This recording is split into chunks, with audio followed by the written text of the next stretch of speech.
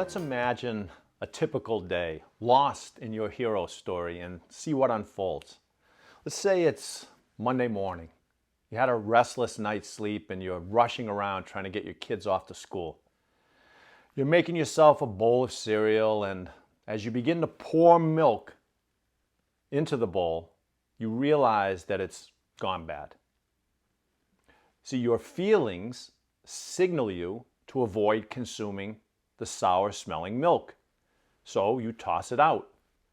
Now, if your feelings are also conditioned by your hero script, if you feel like a serious character who deserves people's vigilance and consideration, you probably glanced at the expiration date to see if perhaps the store has taken advantage of you, or maybe someone in the household wasn't diligent enough in choosing that particular carton.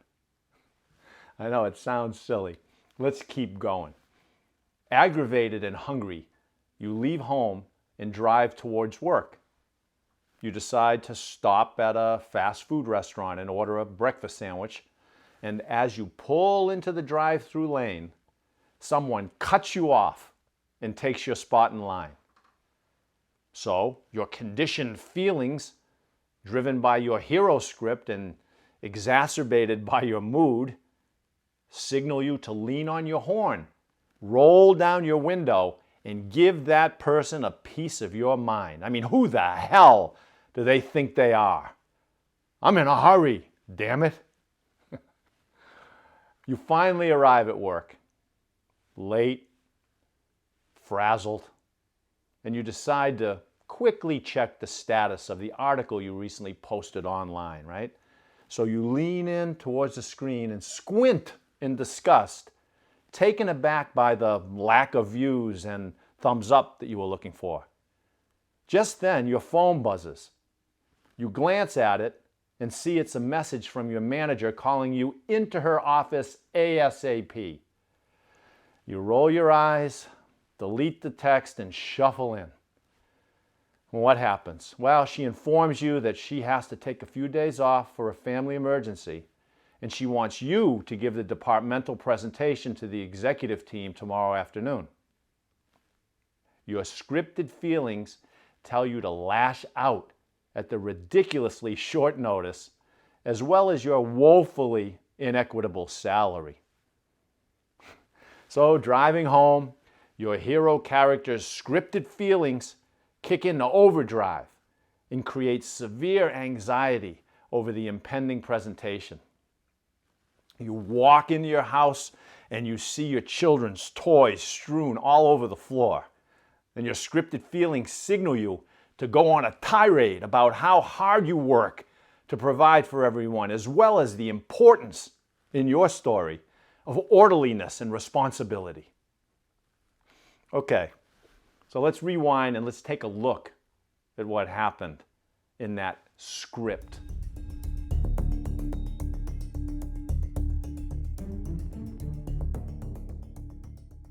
So the milk problem seems pretty straightforward, right? Accept the reality of the situation and pour the milk down the drain. But instead, you took it personally and allowed it to affect your mood. And the reason it bothered you is that it messed up your self-story. You see, in your script, with you as the hero, the milk is always fresh, cold, and delicious. Look at, in Aesop's fable, The Fox and the Grapes, the hungry fox sees a beautiful bunch of ripe grapes hanging from a vine. But try as he may, he simply cannot jump high enough and reach them.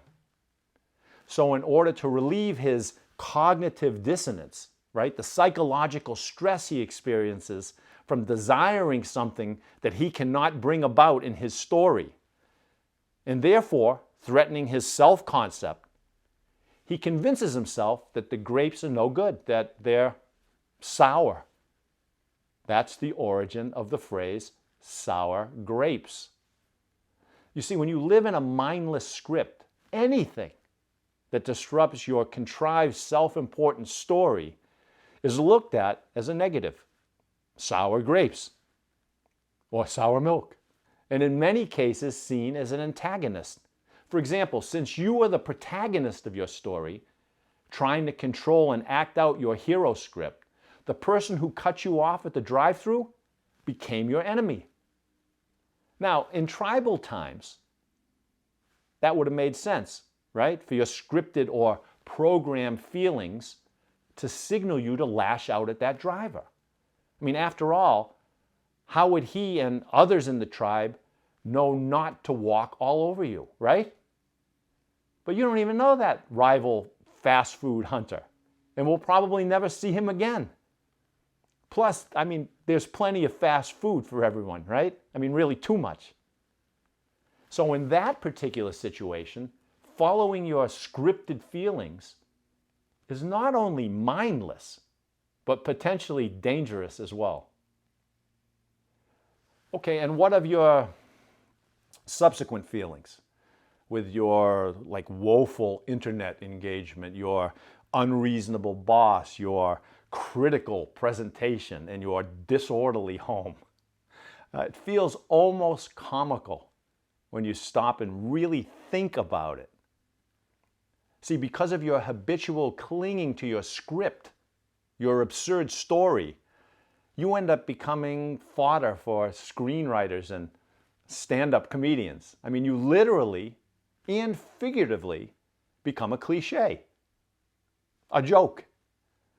That's why screenwriters love to write these types of characters and their typical scripted reactions into their stories, because they know the audience will feel it viscerally.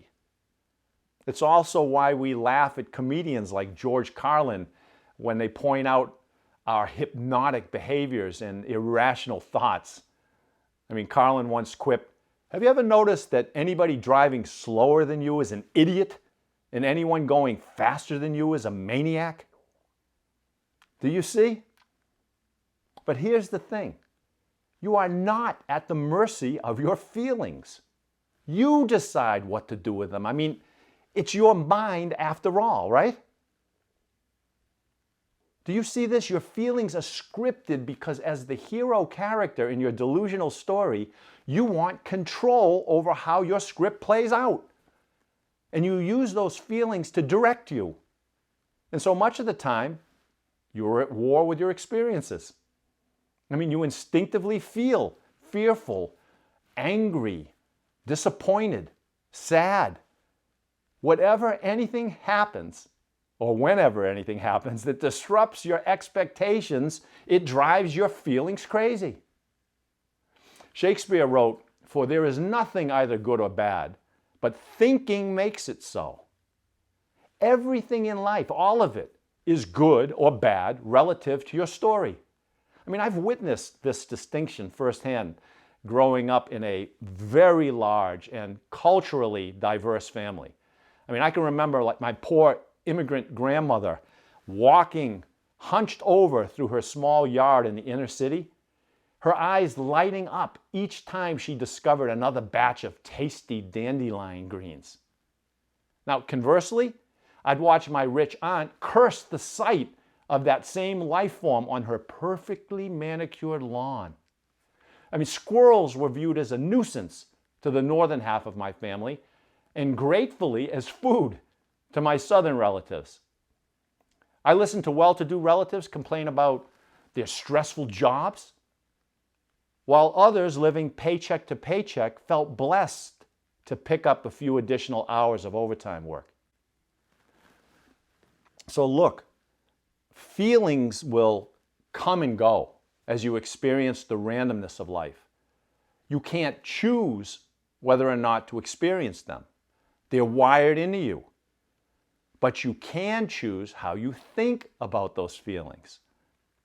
And this change in thinking, I mean, simply witnessing your feelings and viewing them as information, will both alleviate the tension and, as you escape your story over time and free yourself of concepts and unreasonable expectations, change those scripted feelings as well. They'll become a more reliable guide to reality and work for you rather than against you.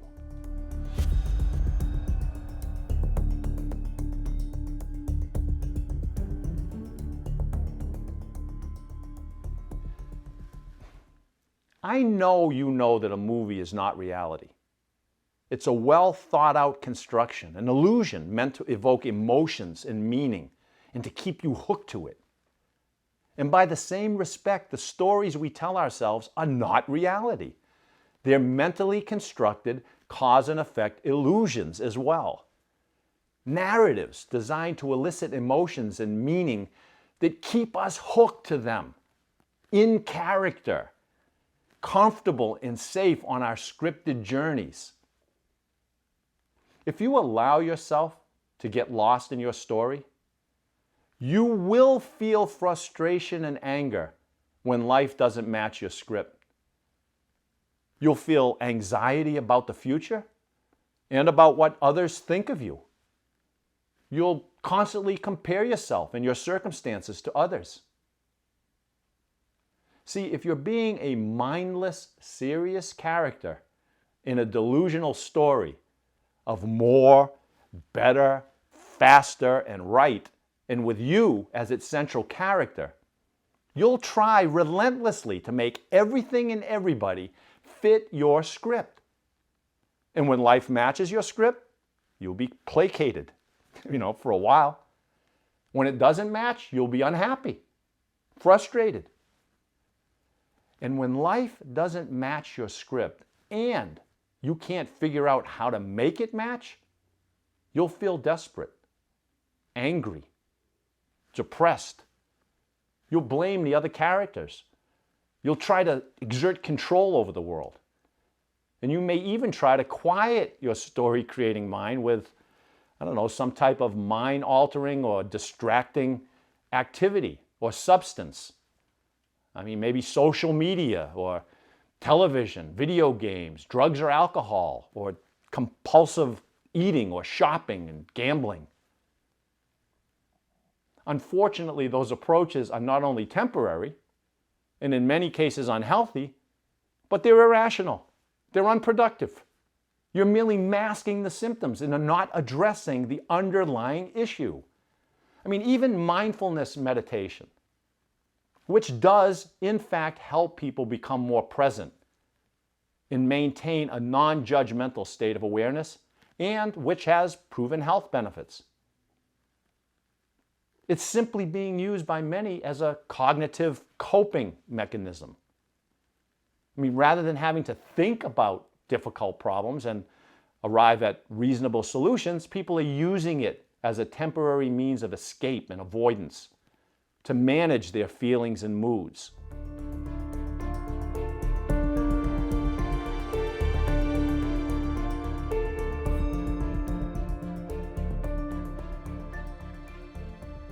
Listen, the reality is many of us are living in a world of unrealistically high expectations, a perpetual state of life not matching our invented mental scripts.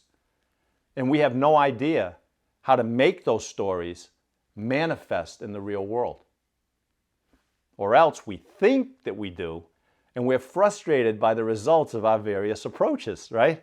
And worse, our shortcomings are now on display for the whole world to see online. And that's because this chaotic environment we live in is an illusion of both perfection and confusion. We click, we tap, we swipe our smartphones thousands of times a day, and we're exposed to bullshit narratives and manufactured realities everywhere. We're met with angry and disparaging rants and frightening and conflicting information about everyone and everything.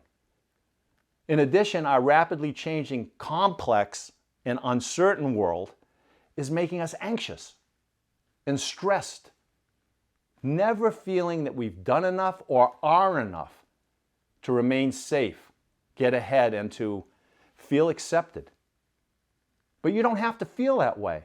Life is not what your mind is telling you it is. I once heard a story about a therapist who was counseling a mentally distressed person. And after listening to her describe her condition, the therapist leaned towards her and asked, "Was the you who was just describing your depression depressed?" And the woman replied, "No, not at all." "Well, then," the therapist continued, "let me speak with her." You see, the her the therapist wanted to speak with was experiencing the present, describing her depression rather than being lost in the movie in her head. And being in the present caused her movie to pause, and her past and future, the source of her depression, to disappear. She was outside of the movie, observing it, instead of being lost in the drama, at least temporarily. Look, your movie mind is a very powerful and persistent illusion. Let me give you an example that I think is kind of funny. My co-writer Shannon has been binge watching Larry David's long-running comedy series, Curb Your Enthusiasm. And so now, every time I mention something that has happened to me to her, she'll say, "You know, that reminds me of that episode when Larry," she just keeps going. Okay, now, imagine the movie of you running through your head 24/7 since the day you were born. Of course, everything you experience in reality is going to be automatically associated with that long-running series and with you as the lead character. Do you see? And in this ongoing series of yourself, you think, like Larry, that you are much better than average, right? Than the other characters. Everyone does. And the things that are associated with you on your set, in your movie, they are special as well. The things you own, where you live, your family, your friends, the groups you belong to, all are judged by you as being better than others. I mean, believe it or not, you even like the letters in your own name, your initials, better than other letters in the alphabet. Now, how weird is that?